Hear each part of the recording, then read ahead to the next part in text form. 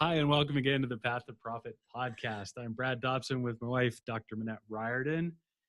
And today we are going to talk with Tad Hargrave about marketing. Marketing for hippies in particular. Welcome, Tad. We're so excited to have you here today. Thank you. It's good to be here. Yeah, it's super, super fun. It's been a couple of months since we saw you live in Northern California, up in Santa Cruz at the very interesting conference about what's happening in the state of coaching industry, which to me has more than anything to do with about how people have been marketing and how I think that that's going to be changing and shifting a lot.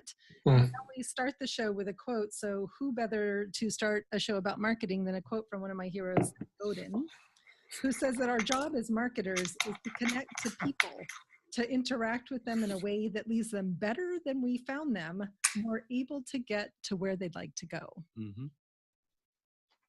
Seth Godin, as always, just brings the truth. He does. Tad, I want to kick this off. So you are the man behind Marketing for Hippies, and I want to know what hippie means in this context. I know certainly it's a loaded term. People bring a lot of baggage with that term, but what does it mean in this context? Well, I don't know if I'm particularly precious about the precise meaning, but it's where it came from was a lot of my friends were wanting to start businesses with some environmental slant to it, something around sustainability or holistic health or permaculture, this type of thing. And the idea was so beautiful that they had, but the plans they had for the marketing were awful.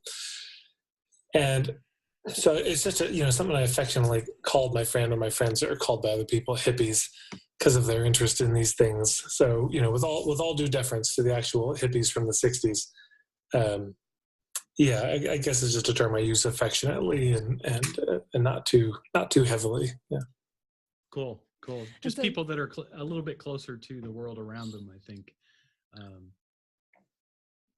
Something like that. And I'm curious about your personal journey, and you share a little bit about this in your bio on your website about how you came to the conclusion that you are a marketer. How much maybe you tried not to be, that you actually love marketing and are really good at it. So maybe share a little bit about your journey into marketing and how you approach it really quite differently than most mainstream marketers. Well, I started working for a franchise of a leadership development company, volunteering when I was in high school. As soon as I graduated, I got a job there and learned a lot about marketing and selling as well. And it was a mixed bag. Some of the stuff I learned, I think, was really good, and I still teach in workshops, and some of it was not so great. Or, at least I could say not something I would feel comfortable doing anymore. And so, I did that, and then that business collapsed eventually, and I ended up going down to California, and I ended up working with this nonprofit, doing summer camps, etc., environmental social justice. And the more I was in that, the more I learned about that. It went through a big anarchist phase. And on the other side of that, was still left with this, partly wanting to be self-employed, having the particular affliction of not being able to hold down a job. So I've, ever since, I was 18, I just have been self-employed, starting, a couple of different businesses. And I just had this interest in and knack for marketing that a lot of my friends didn't seem to have. So I just thought, well, I'll start teaching it, and it started from there. Nice. And I know you've had this version of your business for about 10 years now. Yeah. Talk a little bit about, because I know it's one of the things you really help people with is this concept of niche or niche. I don't know what your pronunciation preference is, but how did you, it's something we teach as well, but how did you settle on this marketing for hippies? Because your branding is really clear, right? I guess. So the niche conversation is always such an important one to have with people. Yeah, well, I mean, the Canadians pronounce it niche. It comes from the French verb nicher, which means to make a nest.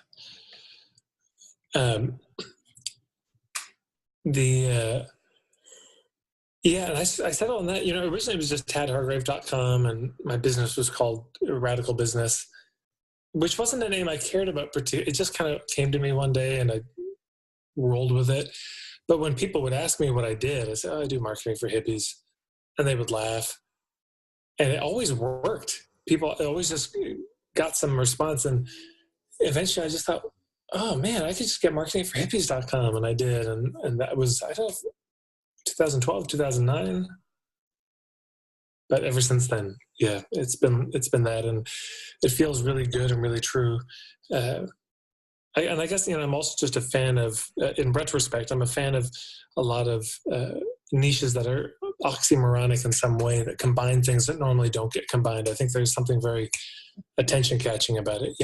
There's the website zenbitchslap.com, or, chocolateforbreakfast.com, or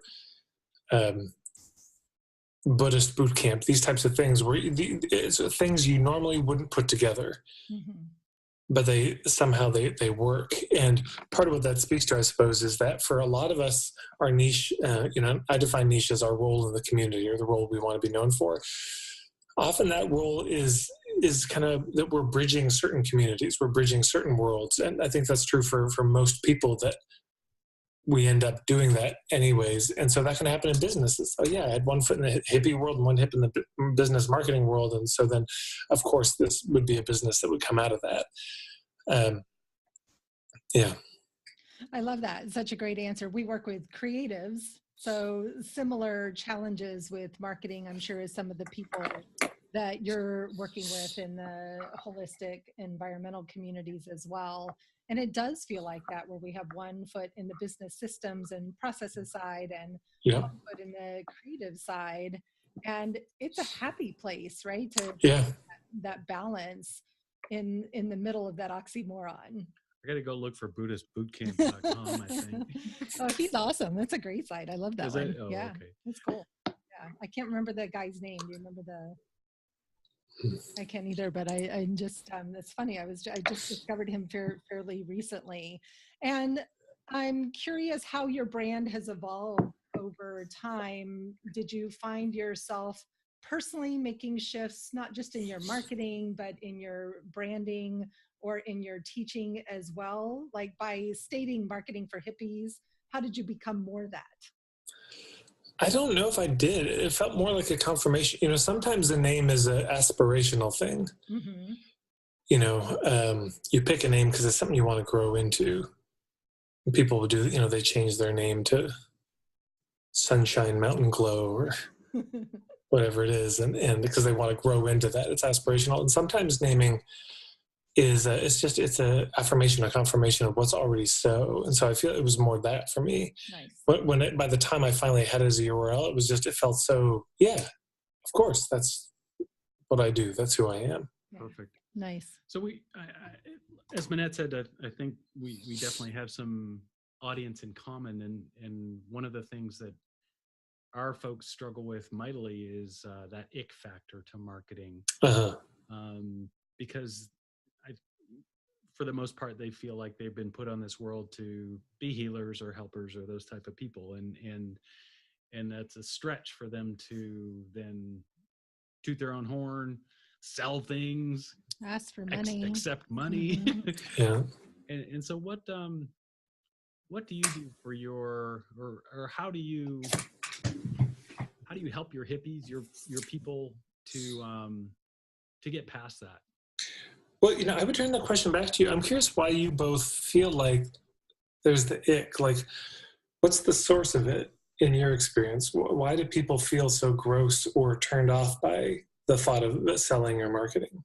I love that question. They think of the slick salesman. They have that picture in their mind that it's the used car dealer or the crazy guy on the TV for the furniture sales. Hey, come on down, get a free budgie with your next purchase, that type of thing. It's that. We also here it's hard, right? It's hard to put a price on Mm-hmm. it's hard to put a price on a piece of artwork if you're making art and selling art. There's a lot of fear behind it because also marketing requires visibility. It requires really stepping out and saying to the world, okay, I'm here and I'm ready to make a difference. So we see some of it related to the used car salesman, their words specifically around used car salesmen, and some of it the fear of the visibility piece. Yeah. Well, and so I guess there's two different ways to come at this. One is that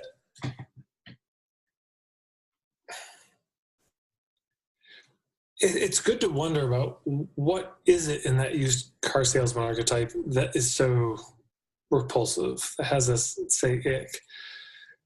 Because it's not necessarily their tone or their vibe. Because, but I can just speak for myself. There are some people who just have this huckster vibe, but they're super lovable. And I'm not turned off by it. They're very, they're gregarious, they're over the top, it's a little schmoozy. But, there's that movie Breakfast at Tiffany's where he keeps saying of Audrey Hepburn's character, like, she's a phony, but she's a real phony. She's a genuine phony, So there are some people that have the huckster vibe, and it's just so sincere. There's nothing contrived about it. So I just know I've experienced that with certain people, and I love them more for it because it's just who they are. And so if it's not that, which is, I think, often it's the first thing we see. If it's not that, then what could it be? And the thing I would suggest, there are probably a number of things. There are probably a lot of answers. The two that come to mind, one is, Seth Godin, since you quoted him, the whole idea of permission marketing. That is a practice that often marketing feels terrible because there was no permission given for the conversation to happen. Somebody just launched into it. I was dating a woman years ago, and she met a woman at a coffee shop, and they had a great conversation. And then the woman said, hey, we should get together for coffee again. And she said, yeah, that sounds great. So they did. And within minutes, she found herself in an Amway presentation. Yes. Yeah. And just, was too polite or, didn't want to interrupt, but she just felt awful about the whole thing. So there was no permission. There was no consent given. Mm-hmm. So I think that's a big reason why marketing can feel really awful. But perhaps one of the reasons that even appears in the first place, that consent or permission is not even explored, is because there's this hidden agenda in most marketing and selling, which is to get the sale. And when I first started, all the stuff I learned from all the big name speakers who had their audio tapes and everything, explicitly, the agenda was get the sale. That's how you succeeded. You got the sale. If you didn't get the sale, at some level you failed. So, all these beliefs that you should be able to close everybody, the belief in closing people as a practice, the idea of, that marketing is really about convincing people, or it's about the transference of emotion, and whoever's most certain wins. So marketing is really then about dominance. All of this was wrapped in and explicitly taught. It wasn't hidden. It wasn't kind of woven in. It was just, these are some of the principles. And so if fundamentally your orientation towards marketing is about getting the sale, you're not going to ask for permission. You're not going to notice the consequence that you're having on people or the impact. You're just going to keep plowing forward because that's the only goal.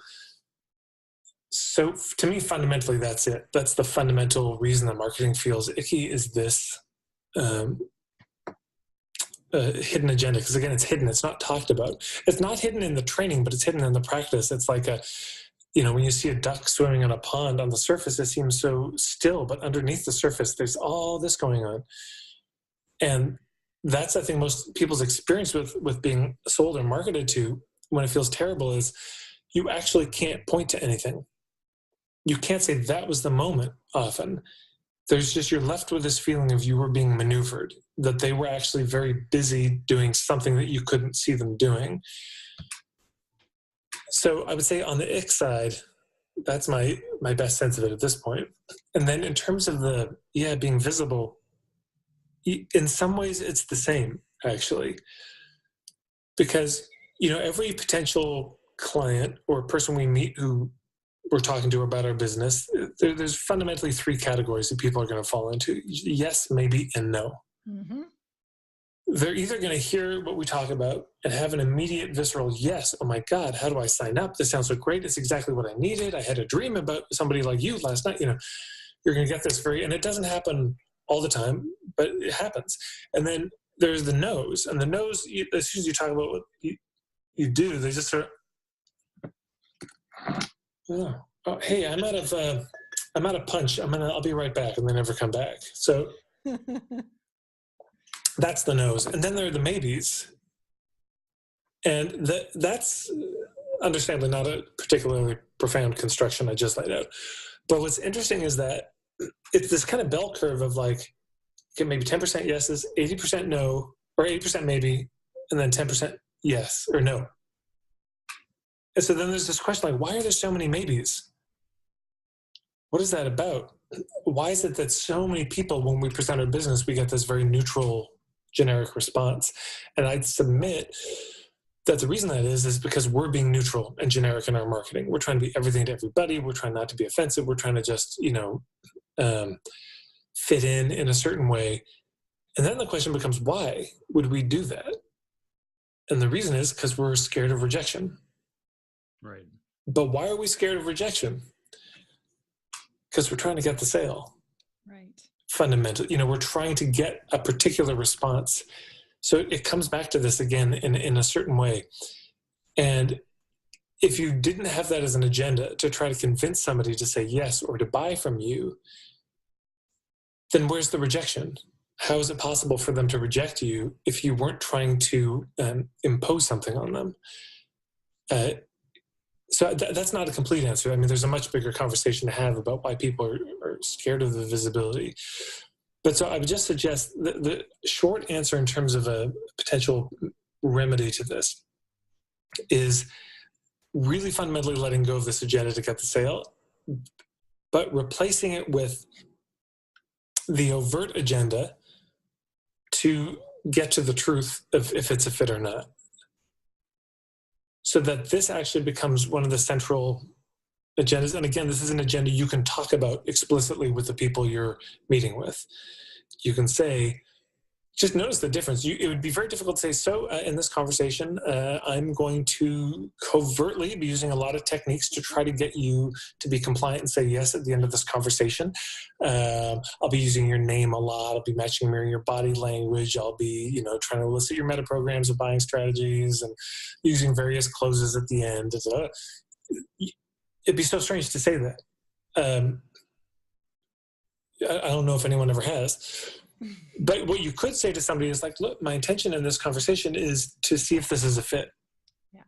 Yeah. On my end, on your end. And if it's not, then, there's no big deal, no hurt feelings either side, But if it is, then we can see how to move forward. So then marketing fundamentally becomes filtering, not convincing, not persuading, not seducing anybody, but a filtering process. Where you are certainly presenting something that may be appealing to certain people, but also actively like a screen on a window, filtering out what you don't want as a client, and supporting them in that same process, supporting them in filtering you as well to see if it's a fit. And then if it's a real fit, it's such a delight. So if you're just if you're in a pitch to get people to buy, rejection abounds everywhere.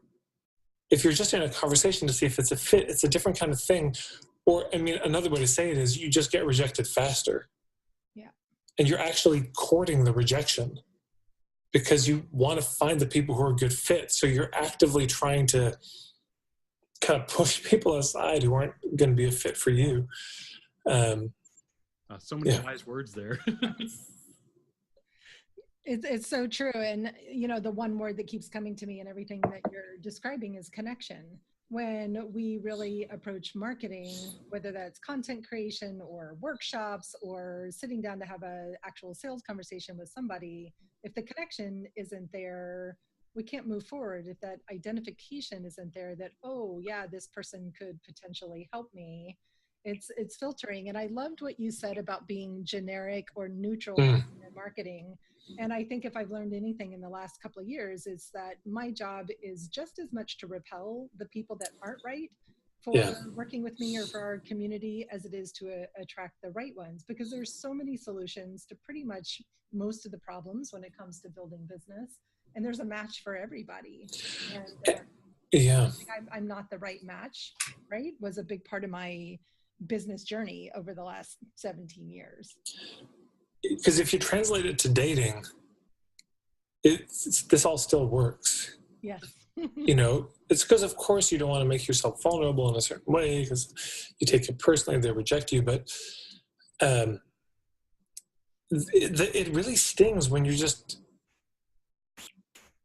the whole dating arrangement can be scary if you're walking into it feeling like you've got to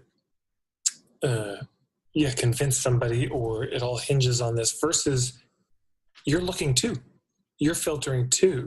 So many entrepreneurs, it's a real light bulb moment for them when they realize they could fire clients, or they don't actually have to accept everyone who wants to work with them. Mm-hmm.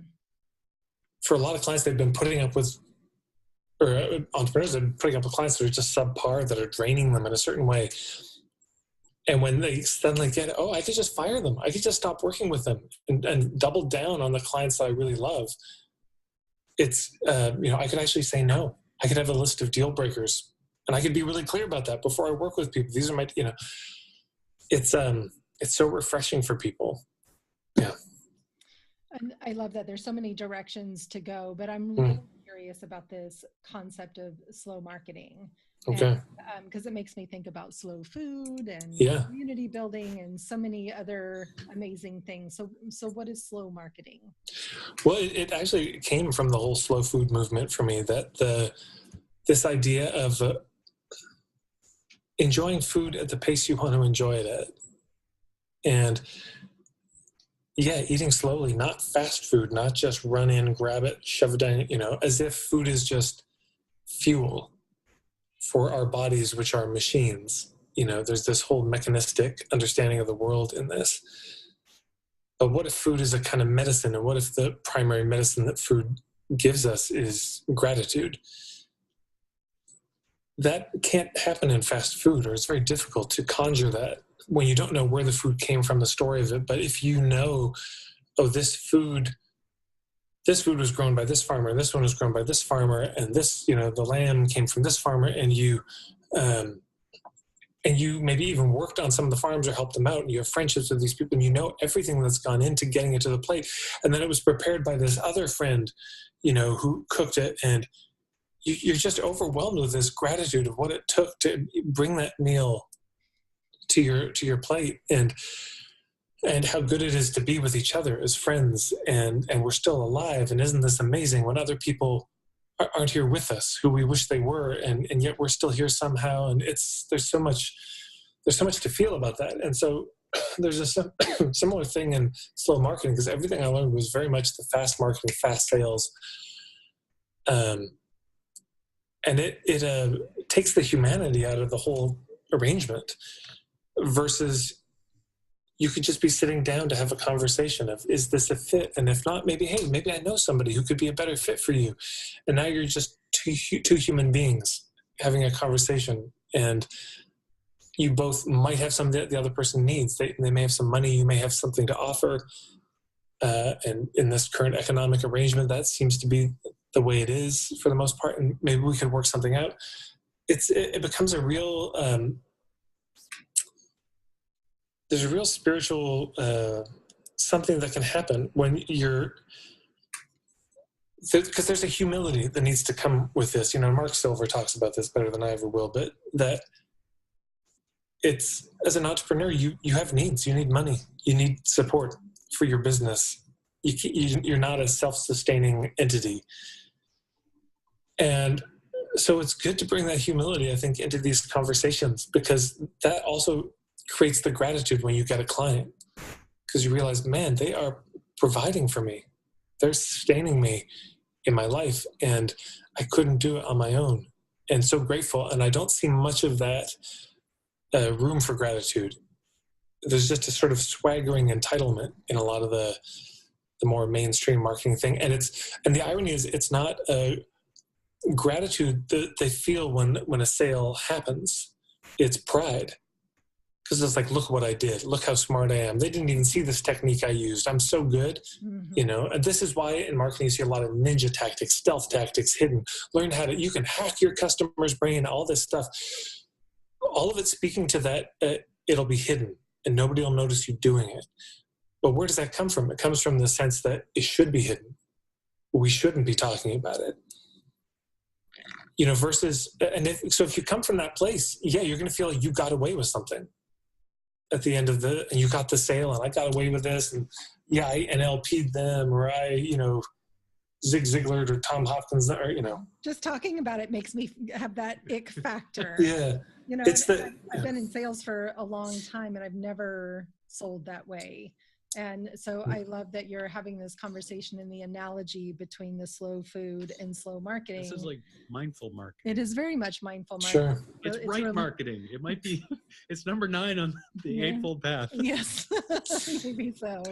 But it's about relationships, and the lot stood out from what you said, but the humanity piece, like recognizing our own humanity, but seeing the human in the person across the table, even though money is exchanging hands, right? The money is just an even exchange of goods and services, but it's really seeing the human, and mass marketing doesn't do that. And I do think that people are getting really wise to ninja marketing tactics than before.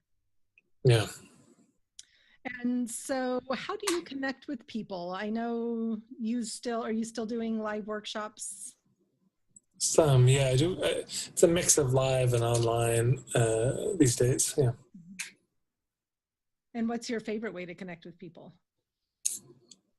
I'm doing these things called puttering sessions. I think that's my favorite. I don't know if I've talked to you about this. No, this sounds cool. This is the greatest business idea I've ever had. So this is my home. And actually, right before we spoke, I did a puttering session, which is, so I function really well when my home is tidy. If it gets cluttered, I get cluttered in my head. Yeah, too. But I resent tidying a great deal. So that's been a lifelong dynamic. And then I also noticed I was sort of resenting coaching with people because I'm already at my computer a lot, and then I'm sitting there on Skype or just having to focus, and sometimes my mind wanders or feel distracted and I want to do so. Anyways, there's kind of resentment. I just wasn't doing it a lot. And then, but I noticed when I was catching up with friends on the phone, I'd be on my headset and I'd be doing the dishes or something like this. So one day I just emailed my list and I said, look, I don't know if this is a good idea, but I'm going to offer 10 sessions for about a third of the price I'd normally charge for coaching. But I'll be tidying and doing dishes while we talk. I'll be puttering and sweeping. If you're down for it. And I only released 10 because I didn't know if it was a good idea. I thought maybe I'd be too distracted. It'd be too noisy, or, a lot of reasons it may not work. But they sold out right away, and I did them, and they were really great coaching sessions. So I've been doing those for a year and a quarter now, and they're my favorite thing. So my home has never been tidier. And you're making my 16-year-old daughter giggle in the background over here. All right. So yeah, so that's been, I think it's probably my favorite way because, and it's something to think about for people in terms of the way that we do our work. I've heard about coaches who love hiking or going on walks in nature, who just take a Bluetooth headset and go for a walk and do that while they're coaching, or actually take people out on a hike and weave the coaching into it, or do knitting while they're coaching. And there's a lot. Yeah, great. So there are a lot of ways that we can do this that make it more fulfilling and possibly even better. I don't know. There's something about being a little distracted, not being just so locked in, but doing something with your hands.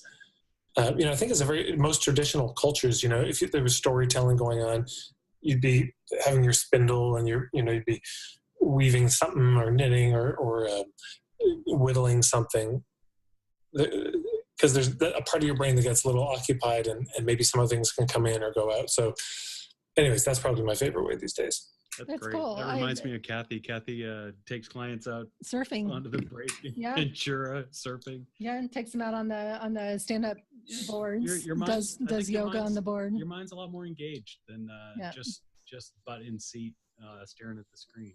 Yeah. Yeah. Yeah, my client notes are covered in flowers and hippie doodles. I love that. And so are these coaching sessions then, are you using them, are they just one-off so anybody anytime can just spend an hour with you? Which is also a really graceful way to connect with people as opposed to I'm trying to sell you into some big package. Yeah, I mean, I've got a mentorship program, which is like 12 spots. The current price is $400. It'll probably go up the next round, but and that's full right now. So there aren't any more spaces in it. But yeah, exactly. It's a good way to connect with people. And then, if the mentorship program, if space is opened, that's probably one of the first lists I reach out to. Mm-hmm. Say, hey, if you enjoyed this puttering session and you'd like more ongoing, there's a few spaces open. And they've had a chance to get an experience with me, get something useful. And so, yeah. I can hear Manette's wheels are spinning over here. I'm not sure if you're going to make it tidier, but no, but I do love to make art or do all kinds of things when I'm coaching, and it's going back to the phone as well. I use the Zoom for a lot of my coaching sessions, and I've been doing something similar where I just send out to my list and say, hey, come on for a small group coaching session, 5 Awesome. people, no cost at all. And let's just figure out where you're stuck right now and get you through that. And it's that same thing of just creating virtual ways to create more FaceTime or ear time with people, I think is so important. And it's part of that slow marketing of not needing, I don't know, a big sale today, but I'm here to show up in support for the community. And I get tons of feedback about what I'm working on and how can I make these things better and where do people feel like they really do need the most support. Yeah. Cool stuff. And bringing more play into all of it. So I love the puttering allows you to bring more play into all of it.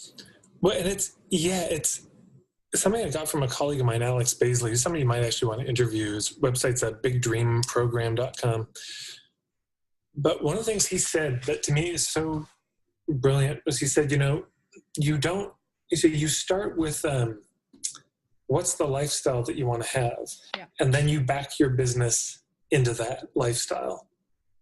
Not the other way around. You don't start with what's the business and what's the structure I think I should do, and then how do I on the edges tack on some elements of a good lifestyle. You start with that lifestyle piece, because if you start with that, it's just all going to work so much better. You're not going to be resenting it as you go and wishing it wasn't quite structured this way, and that you can structure it any way you want to.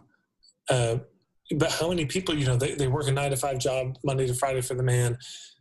They start their Reiki practice and they set it up Monday to Friday from 9 to 5. I know. But why? And it's not like they thought about it in particular. It's just, well, that's what you have to do. Mm-hmm. But maybe for them, actually working late nights would work better, or early mornings, or maybe they just work 3 days a week. But more, there's so many ways to structure it just in terms of time or the location of where do you do it. One of my colleagues, she is a therapist, and she would do 5 or 6 sessions a day, with clients. Day after day after day, right? Day after day, and it was really wearing her out. And she said, I don't want to do any more one-on-one. And I said, I don't think that's true. I think what's true is you, number one, need to filter better in terms of who you're working with, because you're probably working with some clients that actually aren't such a good fit, and you're having to compensate for that. And you're resenting it, but then having to cover it, and that's just a lot of energy. So, but number two, I know you really love to do deeper dives with clients. So what if you just did 1 a day or 2 maximum? But what if you just did 1 session a day, but you charge more, but it's a 3-hour thing? And that's just how you work. Maybe you don't do them as often, but it's a much deeper thing. And I can just see her say, So, but why not do it that way? Mm-hmm. There's no reason not to. And so I just urge people to really start with that. How do I want my lifestyle to be? Or, maybe I work 6 months and then I go travel for 6 months, or whether or not I'm traveling, I just don't work. But so many ways to do it, and it's good to look around and see how other people do it, so we don't get stuck in the box of what the industry norms are, as if that's the only way or the best way to do anything. It's so true. It's such a great reminder that we can create our business the way we want it. I have a client that all her consulting clients are in Europe. So her day starts at 3 a.m. to be on their time, and she goes to bed at 8, and that's her schedule, and she's happy doing it. She's a little overworked at the moment, but yeah, on that, which brings me back to something you said about filtering. Yeah. And maybe we could close with a little conversation around your thoughts around filtering.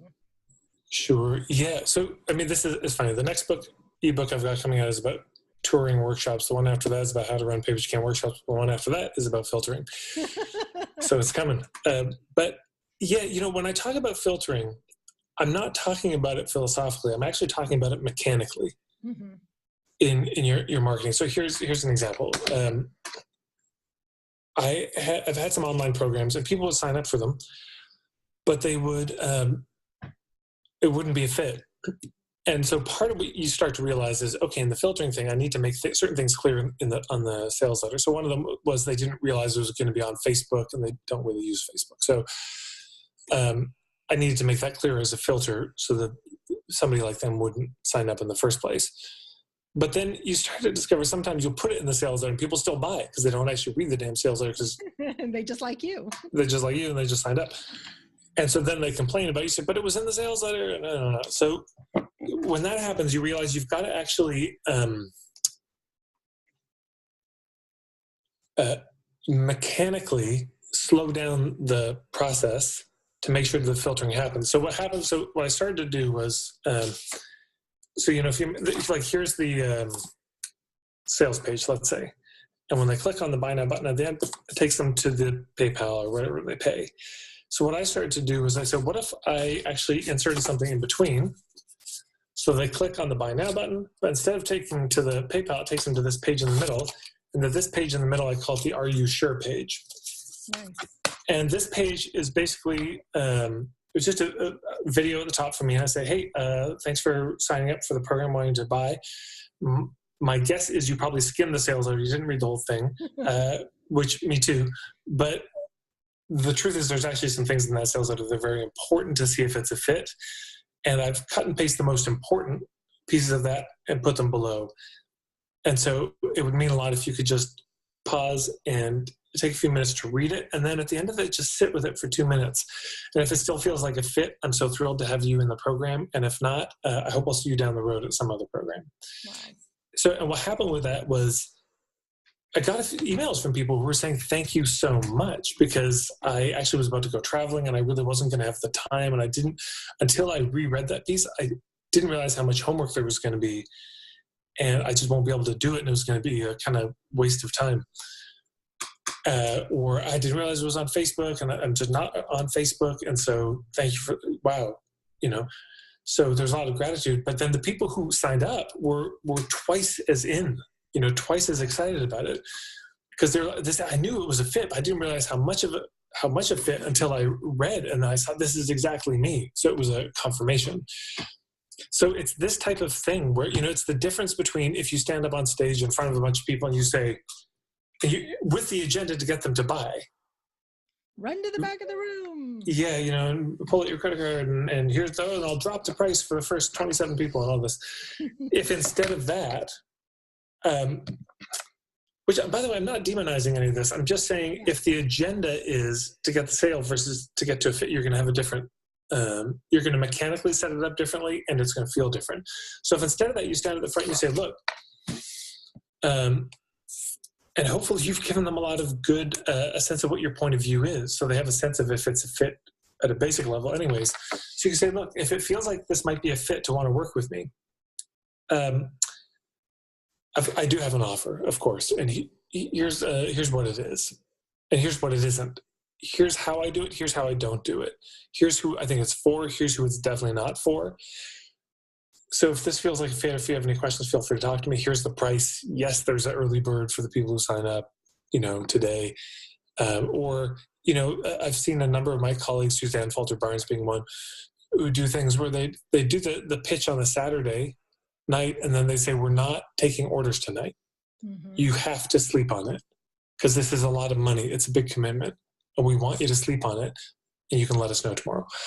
So all of this, it's when I first did the Are You Sure page, and I was very excited, and I showed some colleagues, and one of my colleagues said, well, have you tested it? But well, test it for what? Well, I know what he means. He means if we were to do an A/B test, and one group clicked on it, took them just straight to PayPal, and the other group clicked on it, took them to the Are You Sure page, would I get the same or a superior response? And of course not. I'm going to get less people if I insert the Are You Sure page, but there's not going to be as many refunds. I'm not going to have to deal with the hassles. I'm not going to have to deal with people in my program who shouldn't be there and then need to refund them later. None of that. No drama. Plus, you get the people that are going to give you the fantastic testimonials. Yeah, you're going to get the raving fans. And if you get a bunch of people in your programs who are not a fit, guess where most of your energy goes? Which means, and then not to the people who are actually a fit in the first place. So the people who are a fit don't have as good an experience. People who are not a fit, no matter how much you pour into it, they don't have a great experience. So it's just, everyone has a kind of more mediocre experience, and that's the word of mouth. Versus you filter, and everyone in the program is on point, and it's a better program. If it's a group program, and then the testimonials are so much better. The word of mouth is better. They refer more people, and those people are more likely to be a fit. And but it's so often so much of marketing is how do we speed this up? How do we lubricate it? How do we facilitate the process so that they buy faster? Versus, yes, have a good offer. Yes, all of that, of course. But how do you actually slow it down? Not to push everyone away. But, this is where filtering becomes a thoughtful thing. Because, of course, you could set up so many roadblocks nobody buys. That's possible. We're not saying that. We're saying you're just being very mindful, as you said earlier, of who is a fit, who isn't. And how do I just make sure those people would never buy? Yeah. Right. And that's a win. If your agenda is to get the sale, you just failed. Right. You lost a sale. But if the agenda is to get to the truth of if it's a fit, to filter, to facilitate this decision-making process on both ends, it's a huge win.